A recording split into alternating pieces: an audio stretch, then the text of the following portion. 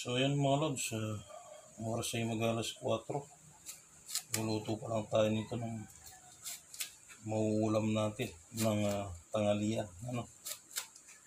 Pati almusal, di naman pala kami nag-almusal, kanya-kanya kaming pinanlaman tiyan. Oo, nagpandisal ako. So ito, ginayat pala natin yung puso, nalalagyan natin ng pusit.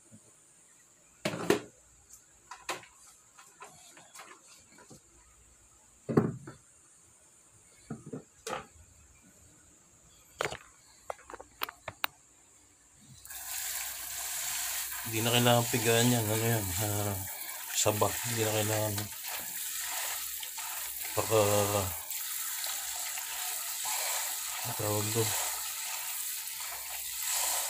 pigaan kasi saba naman yan, walang dagta masyado. Hindi ka mukha ng mga ordinary saging lang. So paano mga lods? Hugasan ko muna siya. So ayan na siya mga lods, nakahugas na.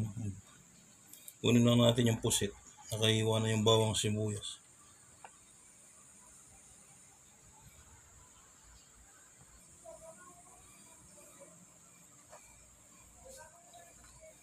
Nagayat na pala natin itong pusit mga lods.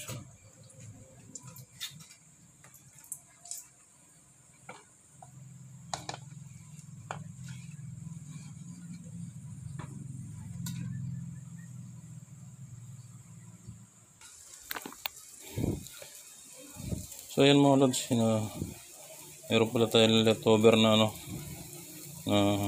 chicken asado galing sa birthday sa kabilang bahay. Saka ang tawag dito, chop suey na niluto ni Maki Boy kahapon.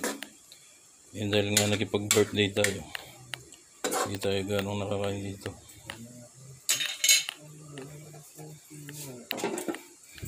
Pero tutuloy pa natin to.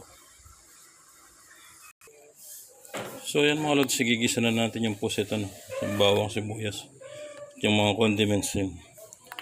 Ito yung puset, ito yung puso, Ayan. Wala tayong taga-video kaya muna, taste. So yan, nalagay na yung bawang, sibuyas na lang. So yan mga lods, nalagay na yung sibuyas na. Lagay na natin yung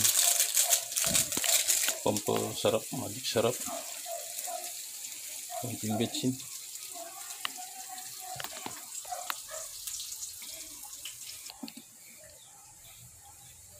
So ayun, lalagay na natin yung puso.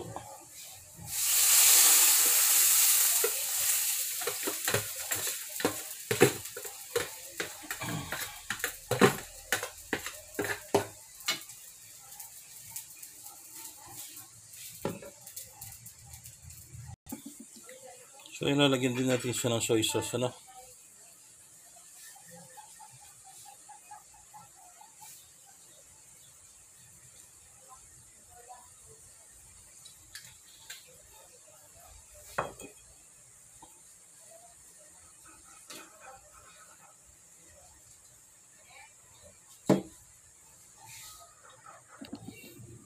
So ayan yung pusit natin, mayroon ng kalamansi yan, kaya siguro hindi na tayo maglalagay ng suka doon sa puso, Kung pag kulang, 4 na kalamansi nilagay ko dito.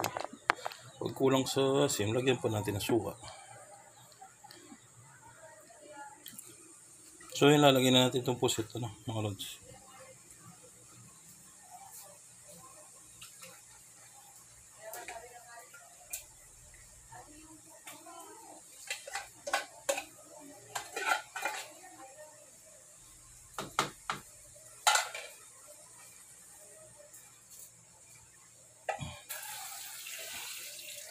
Okay, makapakan kita niyan. Nasa gitna kaya siya.